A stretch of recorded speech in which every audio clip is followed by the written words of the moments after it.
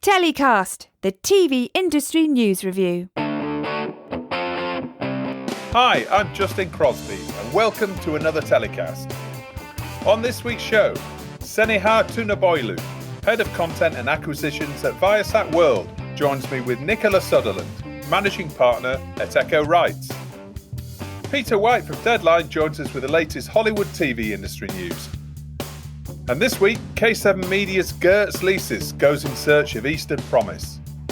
It's all coming up on this week's telecast. So joining me on this week's show are two key buyers and sellers of international TV content. Seniha Tunaboylu is Head of Content and Acquisitions of Viasat World.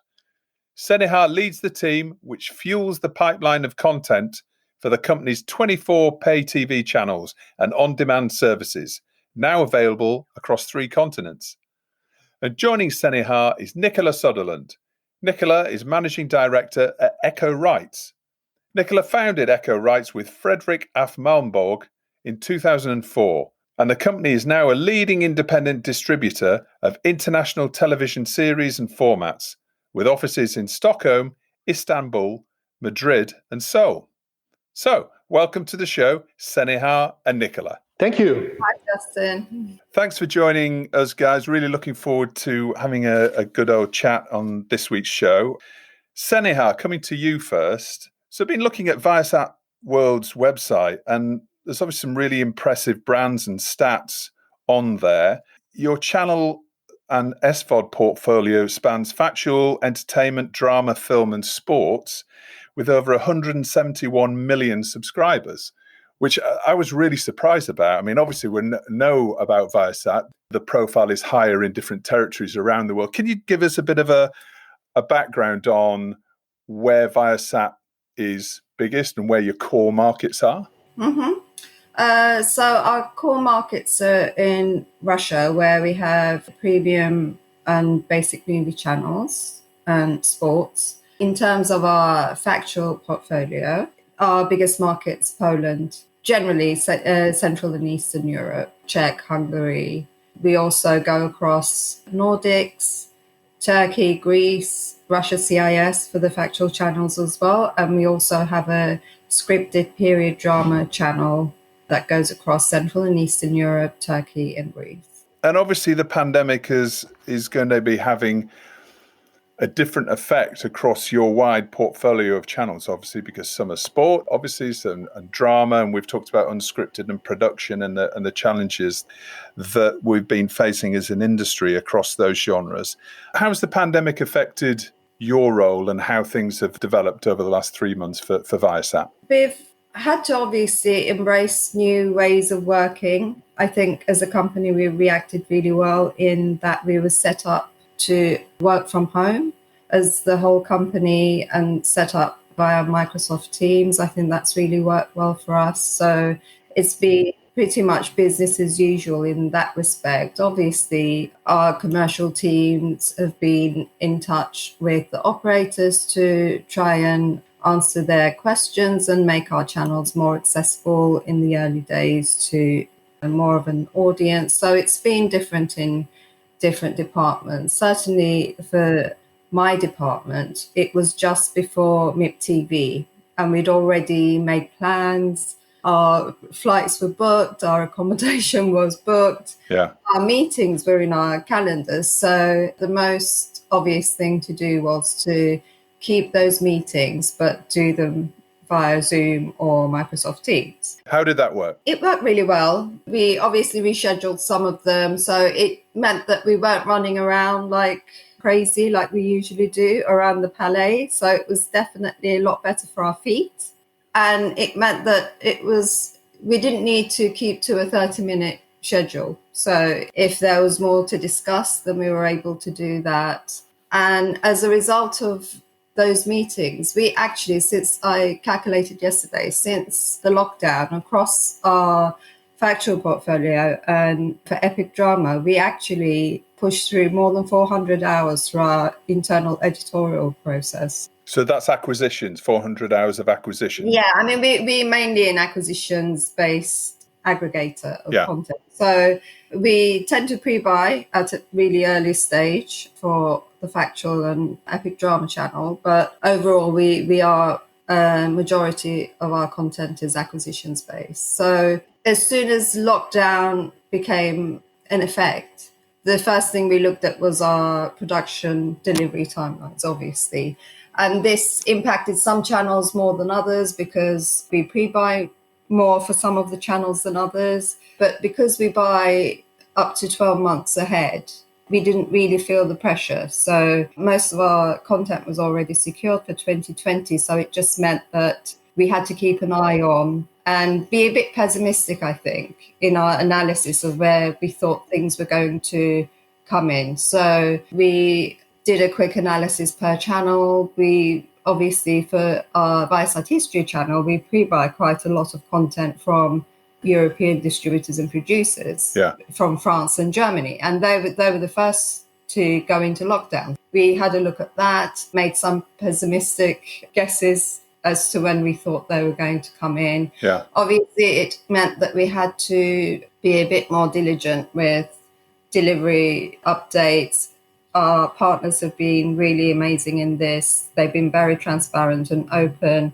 It's been a partnership. So I think the understanding was that as long as we had the information, we could find a solution, but we really needed to be quite open about when we thought things were going to come in. Yeah. So you acquired 400 hours in the time, probably since MIP TV. We had accrued. Some of those are still in progress. Right. So we haven't quite closed all the deals. So how has it affected your buying pattern, what you buy? Have you really pivoted more to buying finished and ready-to-air content? Like I said, because we're quite far in advance, and for some of the channels, we have more returning franchises than others. Like from male skewed channel Viasat Explore and our epic drama scripted channel, we have quite a lot of returning franchises. So we've had to really see when they were going to come in and calculate for any delays in those, because we anticipate that's where we'll feel the most impact, where they'll be in drama, obviously, because they take longer to produce, and also in the male skewed channel, where we acquire quite a lot of Men at Work series, where those returning franchises probably wouldn't come in at our expected timeframes, which tends to fall at the same time each year. So we've had to look at those and make some adjustments accordingly, where we looked at some ready-made stuff. Right. And I think for epic drama, we've looked at buying more ready-made new franchises that we haven't had, but, they were likely. Okay. Having said that, we'd already identified some new franchises that were already produced that are going into second season. Just push them over the line, basically. Exactly. We were able to secure those. I don't think our highlights this year is going to be affected too much. It will probably be further down the line. Yeah. Next year. So first quarter of next year. Exactly. So we've made adjustments to alleviate those. All right. Well, we'll talk a little bit about how that buying and selling process may develop a little bit later. Nicola, thanks for joining us from holiday. You're actually in Italy, so I'm delighted that you've prioritized telecast over your holiday today. Why shouldn't I? Exactly. Thanks for inviting me.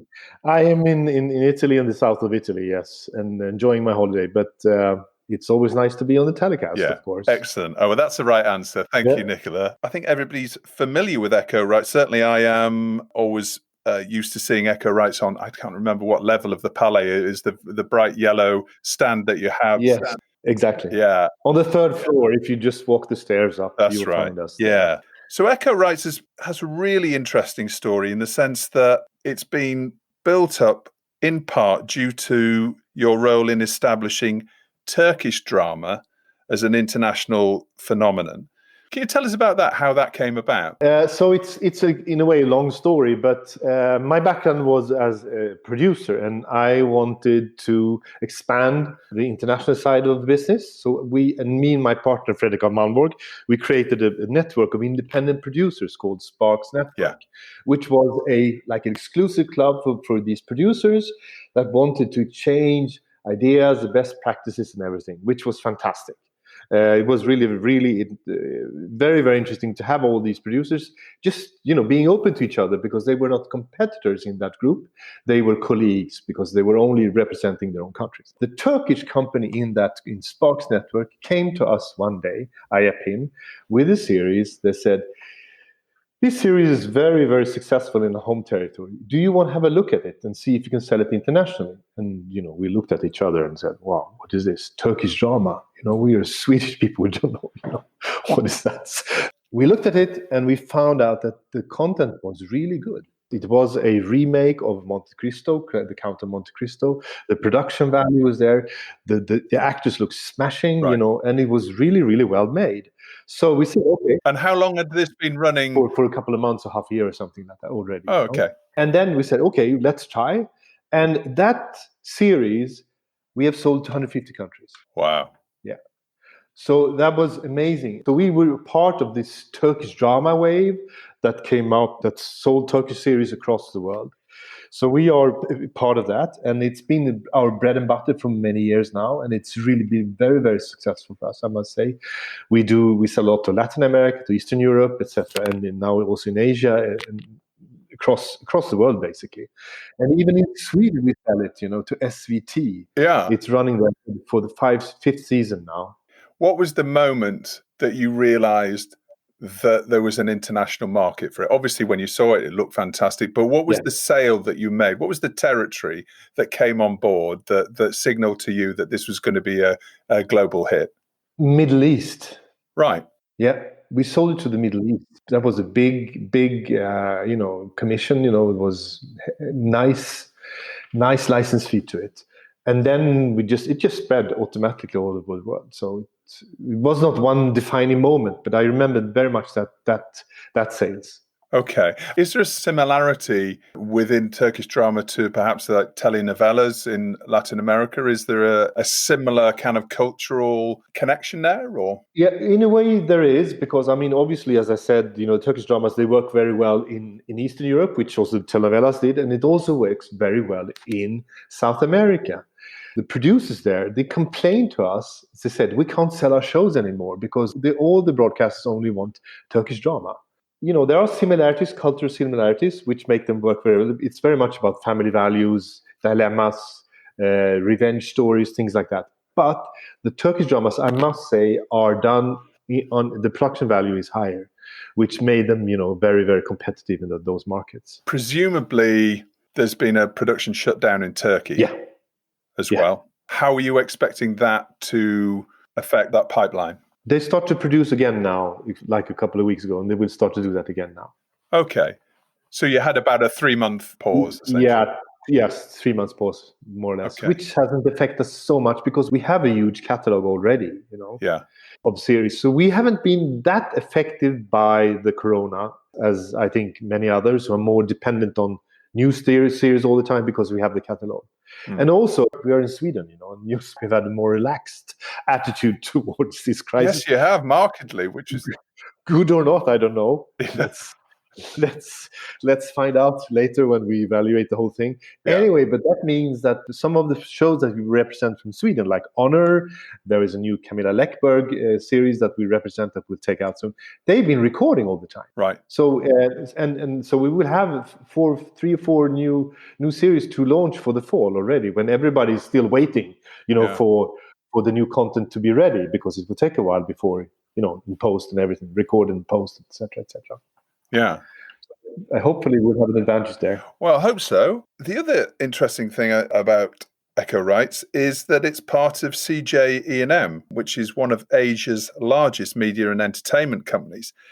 How did that come about, and how are you capitalizing on the Korean format boom? When we realized the power of the Turkish drama series, we said we were looking what could be the next Turkey, which country could be the next provider that has been undersold, and as you said, in Southeast Asia, the Korean series are totally dominating the market. And I mean, the stars there are huge, and they pay very, very hefty license fees for the top series. So we went there a couple of times, and to these markets there, local markets there, and start to acquaintance all these producers and TV stations, and then we got to know CJ, and then we started representing some of their formats, and this kind of organically grew to something that maybe we should do something together, a joint venture or something, and it ended up with them buying the majority stake of our company. So it was more of curiosity, based of curiosity, that we thought. I mean, the Korean series are fantastic. I must say the writing it has something which makes it feels a bit more original. There is something like a different approach to the storytelling, which I find really interesting, and they feel very fresh. We will announce a couple of scripted deals the coming week, I hope, France and in Italy and etc. So we have put a lot of effort in selling Korean formats, because still the ready-made is quite a hard sell. It's a bit of a culture barrier. The Asian style of acting, etc., doesn't really fit. I mean, the European audience is not really used to it yet. I think they will, because once you get over it, you understand how it works. But the formats are much easier to sell and to adapt into the European style. Yeah, and it's drama formats, isn't it, that you're focusing on? South Korea drama formats, exactly. As opposed to entertainment. Yes, we don't do entertainment formats anymore. We only do drama. We have to focus. Okay. Yeah. Seniha, your story of the week is picking up on the story that we broke on telecast last week about MIPCOM's hybrid approach this October. Talk us through that. Everyone's been speculating in the industry, watching to see what's going to happen with MIPCOM, because we've been wondering about whether MIP TV was going to come to a natural end for a while now. And the fact that it got cancelled this time and then we went into lockdown, obviously it's quite a big event for all of us. It's been interesting to see how they've announced the changes to it. It's really interesting. And obviously a lot of thought has gone into it, and the auditing process for what's been proposed is really interesting. But ultimately, I wanted to just unpack it a bit more, because of course we need to support each other and, end up in a situation where we can go back to attending markets again. I wonder if it's still a bit too soon to be attending. Certainly, if there's not going to be any producers or distributors or buyers coming from Latin America or US, or, for us, the most relevant ones are Canadian producers and distributors, Australians. And if they don't come, then I wonder if it's really worthwhile to go. And also, if it's going to be a hybrid market where sessions are going to be online, actually, that's probably the most appealing thing for me, because our schedules are always so full that we hardly ever go to any of the sessions or the panels or the keynotes. So actually, if they do make those online, this might be the first chance we get at, listening to those. But in terms of the meetings, we've found, we've been attending quite a few virtual events so far in markets. We've just done Sunnyside, we've done Banff, we've done some digital screenings. Last week there was one on series set up in France where, you listen to pitches, you see clips. Those are working really well. And also, we're quite a big team. So not all of us would actually go to the markets. We would always alternate. So maybe half the team would go to one market, the other half goes to the other market. In this way, with the virtual markets, it means that the whole team can participate. It's more cost efficient. It's then more productive because we can process and get through a lot of the information and evaluate a lot more. I personally really miss the face-to-face, as I'm sure do most of us. And I do feel that's an integral part of our whole industry makeup. Those natural conversations that you tend to have over lunch or, just when you bump into each other. It's those that don't happen organically when you're having these virtual markets or virtual meetings. It does still show that you can get through and carry on business as usual with what's available for now. And I think maybe that's the key. Maybe we just carry on as we are for now. I think ultimately we all anticipate things will change after the lockdown. For MIPCOM, we as a company haven't made the decision whether we'll go or not yet. We actually still all working from home now. So I feel it's a bit premature to make a decision like that when we're having to travel as well, because all business travel has been suspended for now. And I think MIPCOM will probably be too soon. It will be interesting to see who actually participates. How many events did Viasat World attend on the calendar, roughly? Probably about six to eight. Yeah. The biggest ones for us and the most relevant ones for us is Real Screen. Right. This Real Screen Summit that takes place in January, and MIPCOM. But, we have found that the smaller markets and the more focused markets, such as Sunnyside and Le Rendezvous and NatP East, also really works for us. I don't think we've felt the whole of not attending a market. So the chances are that you'll probably be attending less markets over the next year, and you're still going to wait and see in terms of how the business approaches MIPCOM. Yes. Okay. How about you, Nicola? Have you made any decisions on MIPCOM yet? No, we haven't taken that decision. I think, like everybody else, we'll be waiting to see who will attend. So it's a wait and see game. And let's see what happens. I mean, as Senna said, that, we've gotten used to working another way. And that works really well, also for us. You miss the face-to-face meeting. And I think it is very important to get this kind of personal contact if you make a deal, because our business is very much about trust, isn't it? On a Zoom meeting or whatever, you don't get that so close in that sense, so that you really get to know the person. So I think face-to-face is still very important. But let's see. We don't know. Just coming back to what we were talking a little bit earlier, Seniha, on that shortage of content that we're expecting maybe to come through to have an effect.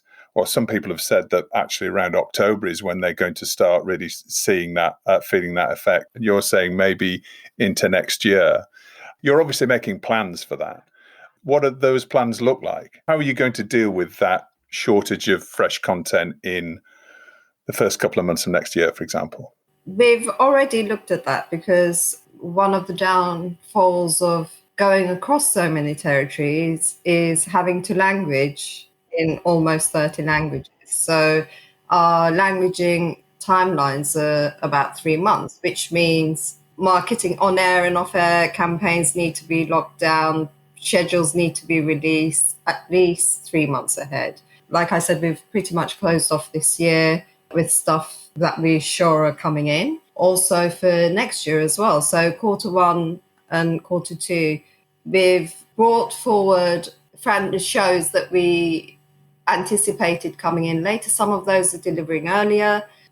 Because of Canadian funding cycle, they were already in post-production. So we've managed to shift those into Q1. Yeah. Because we have quite a varied portfolio, we have to take it per channel. So for Viasat History, where we had quite a lot of content in production, which might be being pushed back, we've actually acquired some off-the-shelf content, which we know have already delivered. So we don't anticipate any holes for that. The same with Epic Drama, where we would have seen some returning series in Q1. Some of those actually had been cancelled. So we already knew we had to replace those franchises. So we've identified other franchises for subsequent seasons of some library franchises that we've already had in our inventory. So we've just secured more of those. It's worked so far, and we are keeping a close eye, because it's not to say that we're not going to see any shifts in what we've secured. We're in constant touch with our distributors and producers, keeping an eye on how they're getting on with production. Things are opening up now because we were quite far advanced in some of those franchises where they'd almost delivered or were in post-production. We've managed to slot those in. So, and we're always on the lookout. We're very fortunate in that we've got a really established team with good relationships with distributors and producers. So as soon as, we work on a monthly basis, we have a monthly cycle of editorial process and approval process. So each month we're constantly analysing and looking at potential gaps in our schedules on stuff that we've secured. So if we anticipate any of those gaps, then we can react quickly. And because we buy so far in advance, we can approach our partners and say, actually, can we pull something together? And we can turn things around pretty quickly in that respect. We are being very reactive. We can do that because of our partnerships and because of an established team and established processes, I believe. Okay. Nicola, your story of the week is the other biggest story, really, of the last 7 days, which is the completion of Banijay's $2.2 billion takeover of Endemol Shine Group, which is creating the world's biggest indie. As a distributor, how does that feel? What's your reaction to that? The best that could happen to us. Right. Might sound a bit surprising. Okay, how so? Because they will not be able to handle this huge catalog and distribute all the series. It's too big, basically. How on earth can they take care of all these series? They will, of course, prioritize the best titles, and all the rest will just be at the back of the catalog. It will create space for us, I think, and so it's basically good news. When you say about space, is that so? There's 80,000 hours of assets within this new combined group. Yeah. Are you saying that the content that isn't getting the attention will start to come back onto the market again and look for other distribution partners? Or Exactly. Because we've already seen that. We are in contact with other Banijay companies or other companies within big groups that approach us, and they are very frustrated because they see that they feel that their product is not getting the attention that they need, especially from smaller countries or from mid-sized countries. And of course, they want to sell the Harry Potters, the big franchises firsthand, because that's where the money is, and all the rest of it, it's much harder for them to take care of properly. So and already now we actually distribute a lot of series from the super indies, because after having been approached from their producers saying, we don't want you to distribute our series, we want Eccho rights to it because they will take better care of it. So you think it's an opportunity for boutique distributors, if you like, to really specialize in their niche? Yeah, you can say it that way, yes. Some of the brands involved in this new merged group it's astonishing. You look at Big Brother, Peaky Blinders, Black Mirror, MasterChef. The biggest TV brands in the world. Do you see any other developments coming through with that such a huge group now being center stage? Yes, I think there will be some offloads of creative people, because the merger will some people will be they will seek other opportunities. I think not everybody feels at home in this kind of big corporate play. It's basically a financial thing what they're doing. I suppose they are doing this because they want to put the whole group onto the stock market. In that context, being a producer, you want to tell good stories, you want to create content, you don't really care about the financial part of the business. But I think the culture is not the best for creativity, actually. So there may be some rationalization when it comes to creative talent. Exactly. I remember, for instance, one producer, there was a question to one Israeli producer, and they asked him, why are Israelis series so good? Why how come? And he said, because we don't have any money. Right. And there is something there. I'm not saying it's the whole truth, but there is something there. Creativity is not about money. It's about the willing to tell stories. And I think maybe the best breeding ground for good creativity is within perhaps more agile, smaller groups that are picking up this, sniffing around what is going on in society and things like that. So I think it will create opportunities. Yes.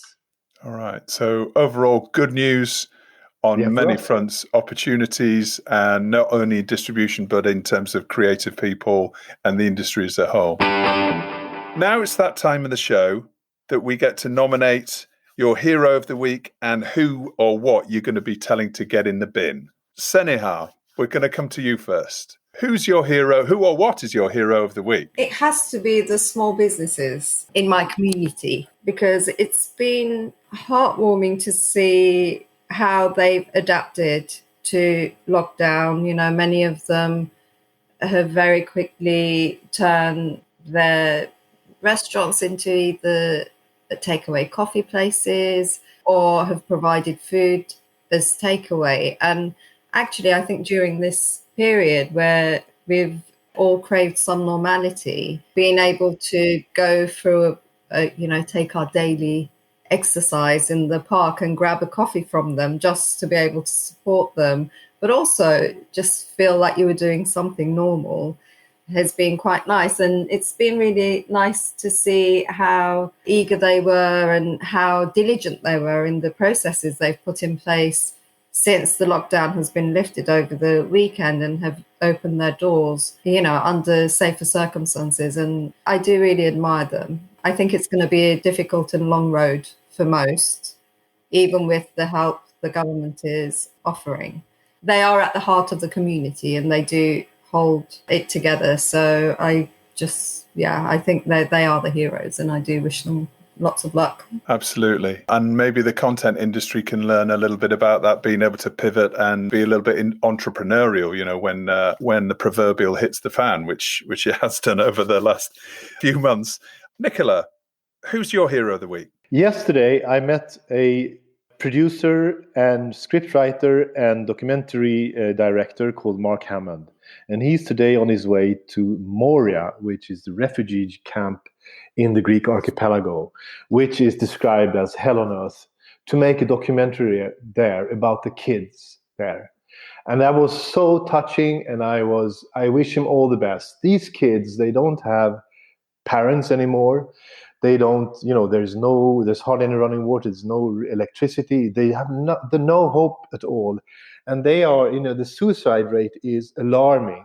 And he's going there with one of these trauma psychiatrists to try and speak to them and see, what they can do. And for instance, he wanted to create to make a football match there with some of the kids. And they were so happy that for the first time they could play football. But then one said, no, it's not possible. And he asked, why not? We don't have a football. I mean, this is so tragic. And I think we should not forget these kids. And I think he's a hero who is going to tell the world about this. All right. Well, we look forward to seeing that. That sounds like a story that very much needs to be told. I think so. And I think, our general awareness of refugees has perhaps sunk into the background for the last few months when we're all dealing with our own issues. But it's very worthwhile thinking about, those people are in that terrible situation. So, yeah. Okay. So Mark Hammond, we'll look out for his film when that comes out. Yep. Seniha, who or what are you telling to get in the bin? Unsurprisingly, confused messaging in the recent lifting the lockdown.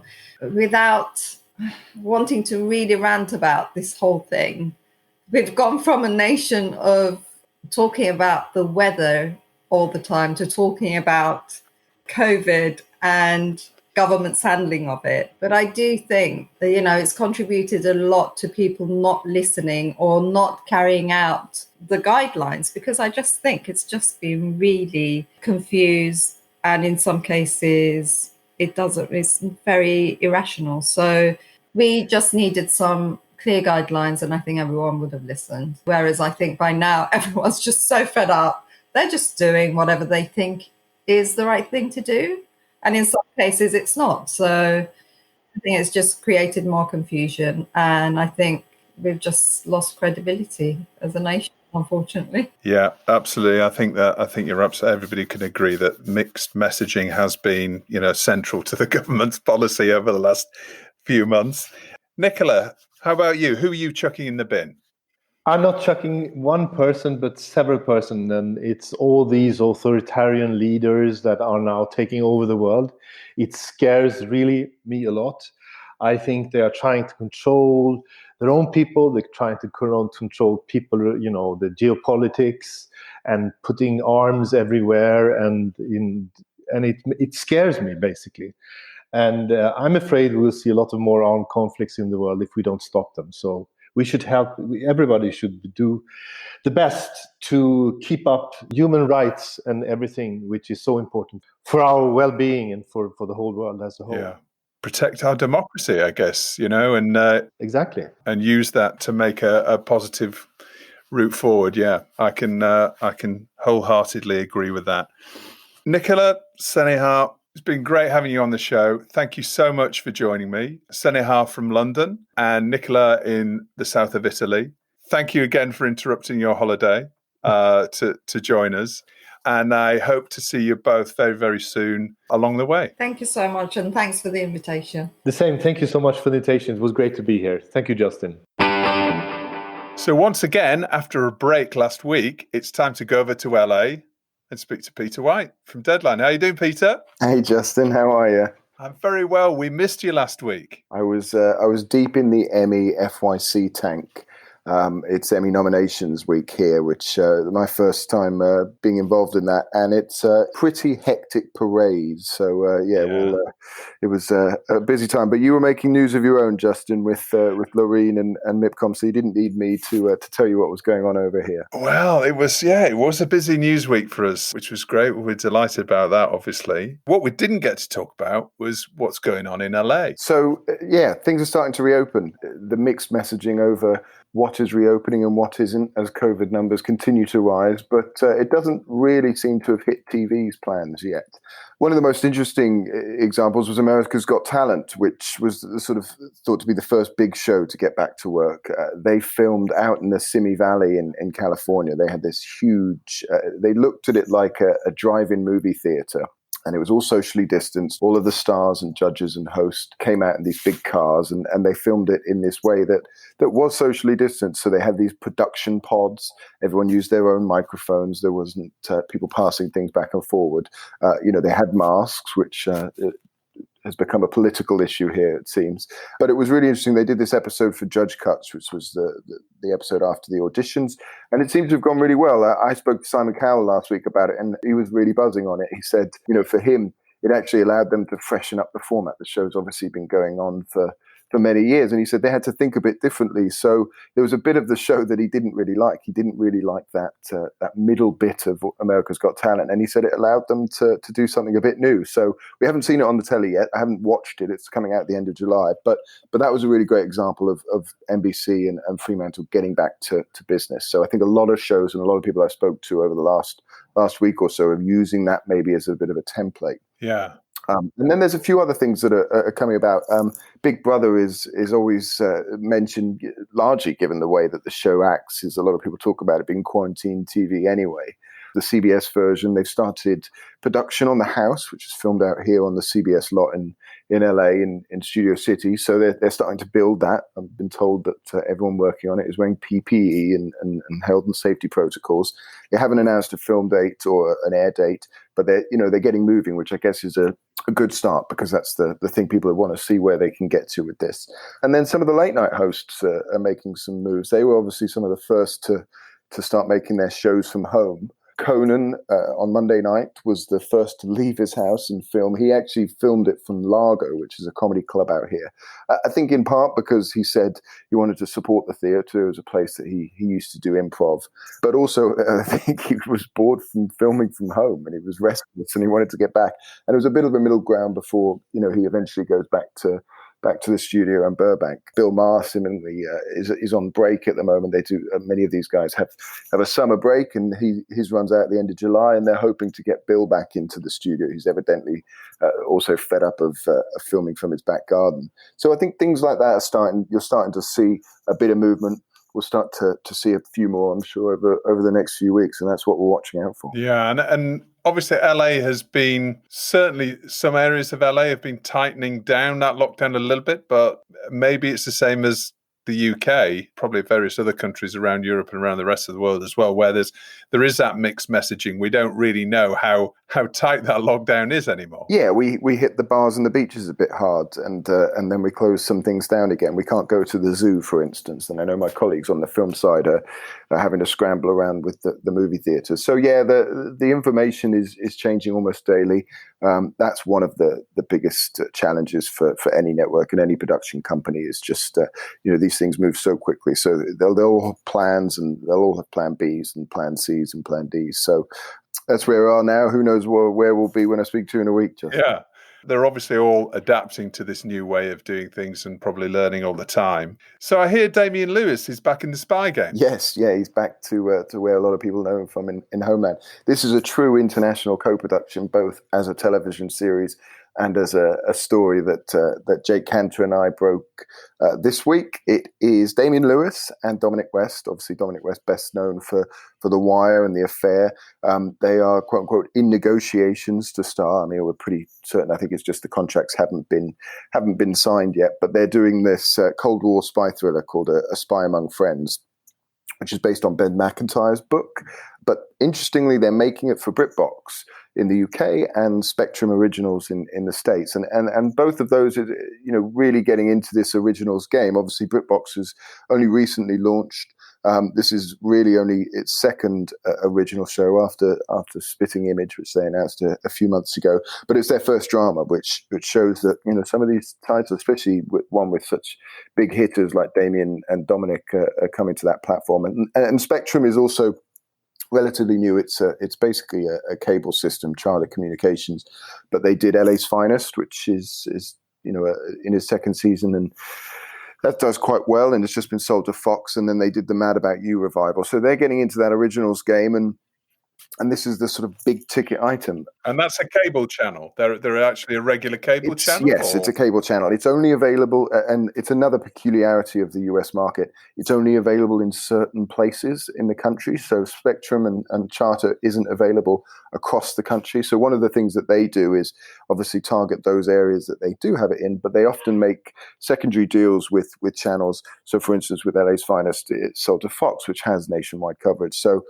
they do a few of these. It's a slightly quirky system, and I'm still getting my head around it, to be honest. But yes, in to all intents and purposes, it's a pay TV channel. It was meant to shoot later this year. It was meant to shoot in September in the UK, but who knows if that's going to go ahead. I mean, not only whether a big scripted show like that will be able to film in the UK in September, but also because Damien hasn't finished the latest season of Billions. There's still five episodes to go of that Showtime show, which obviously was put on hold by the pandemic, and whether he's got any other acting commitments that he was meant to have done before then as well. So it's a big ticket show.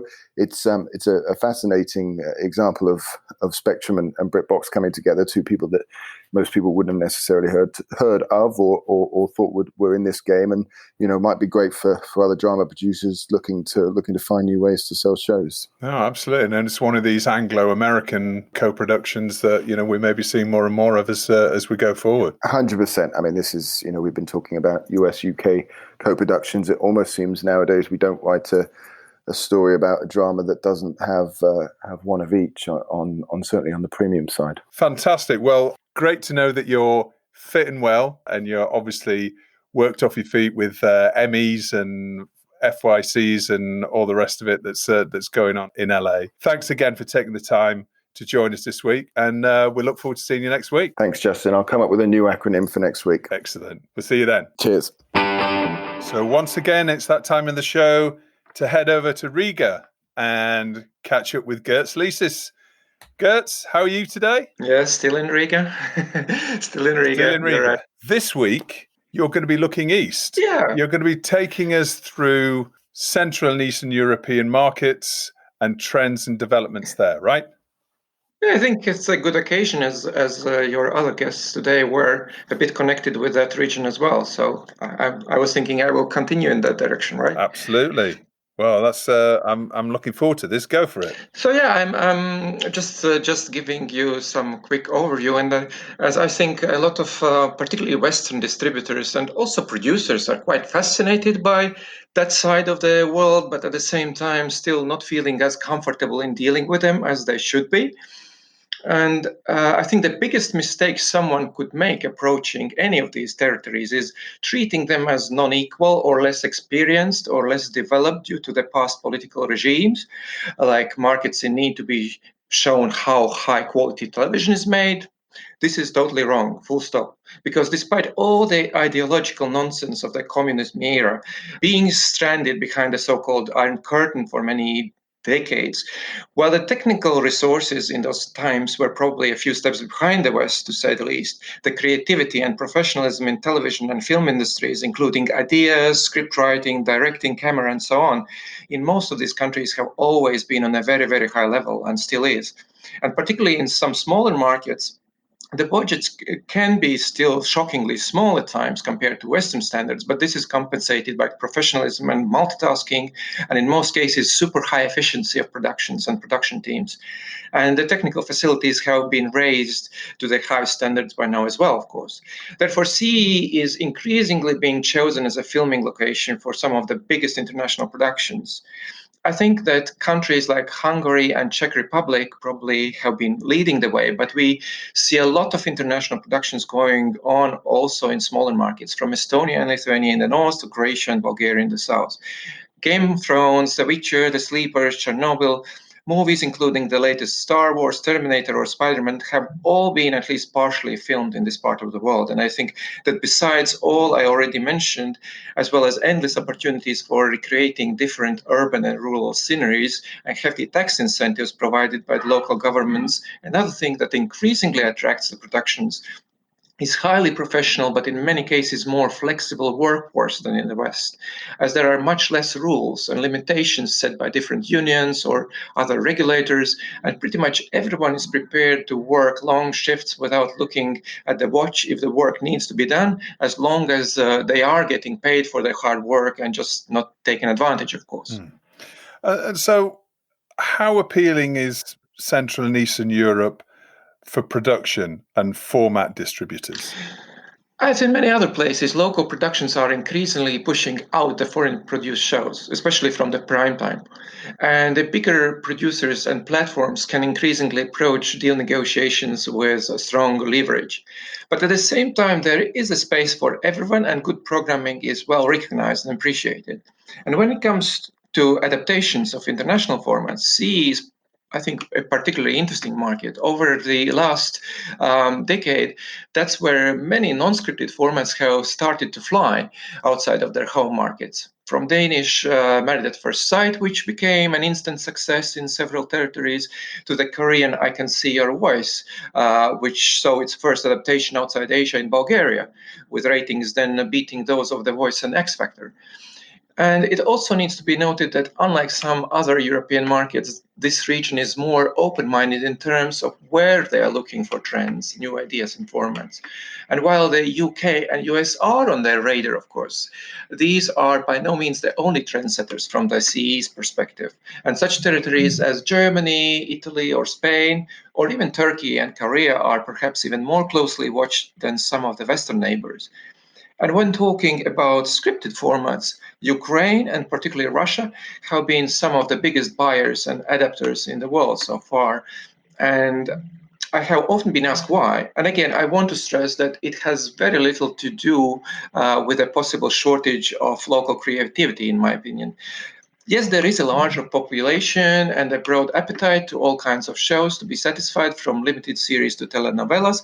But I think that another reason is that international distributors very early realized this tremendous, also commercial potential of the Russian-speaking market, its size and how much money there is, and how willing to spend this money they are.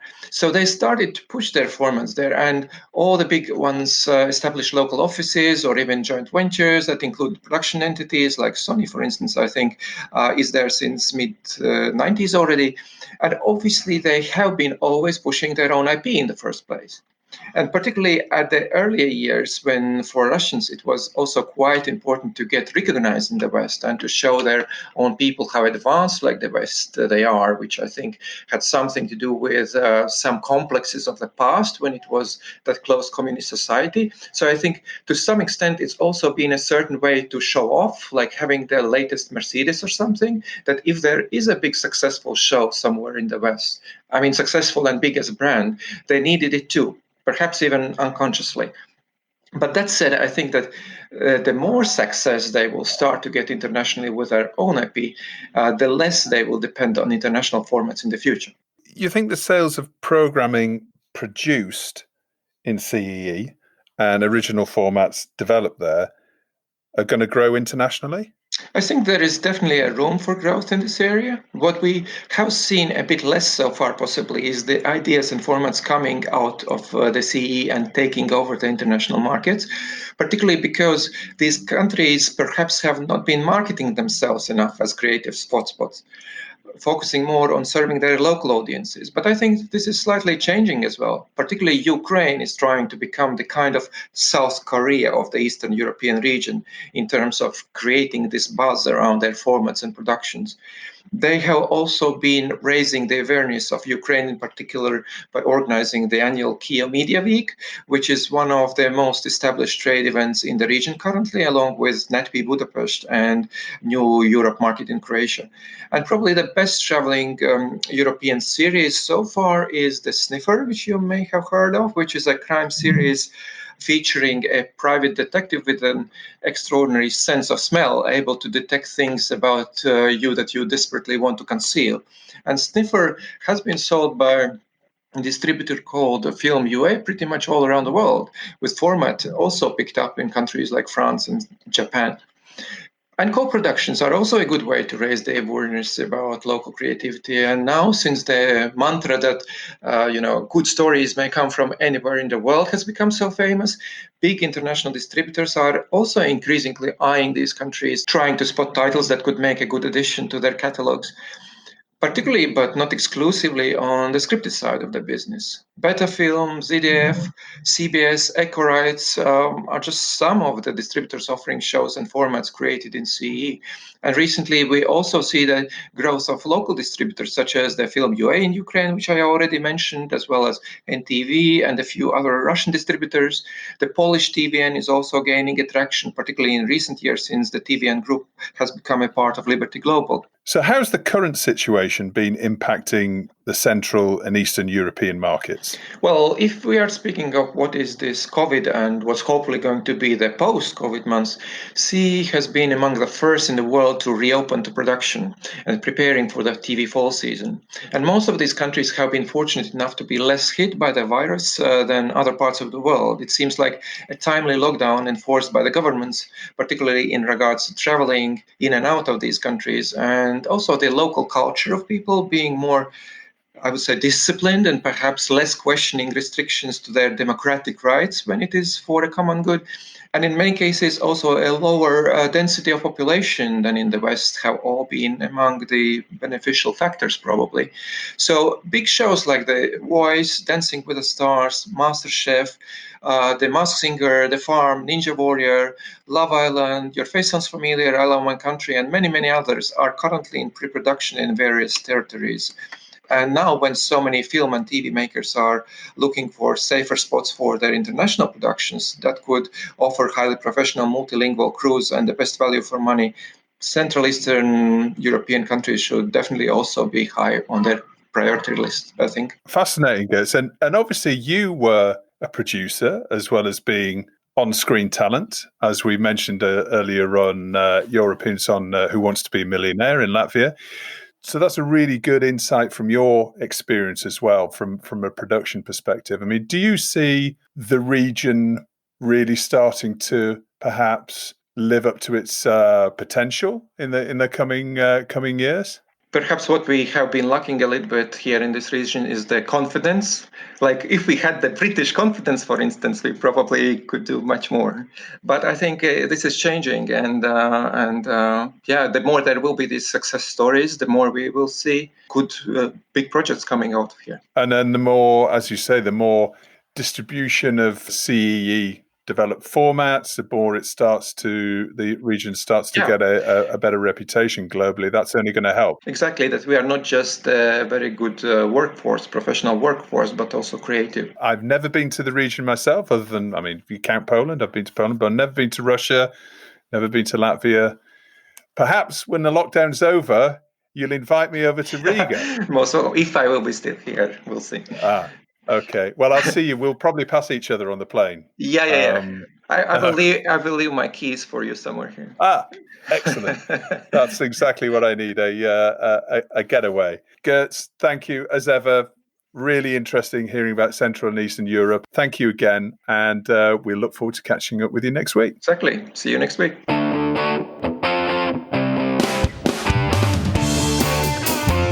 Well, we've reached the end of another week's show. Thanks as always for listening. As ever, please rate and subscribe to the show and share it with friends and colleagues. If you want to hear about our advertising and sponsorship packages, please email justin@boomdialogue.com. That's justin@boomdialogue.com. Telecast was edited by Ian Chambers. We'll be back with another show next week. So in the meantime, stay safe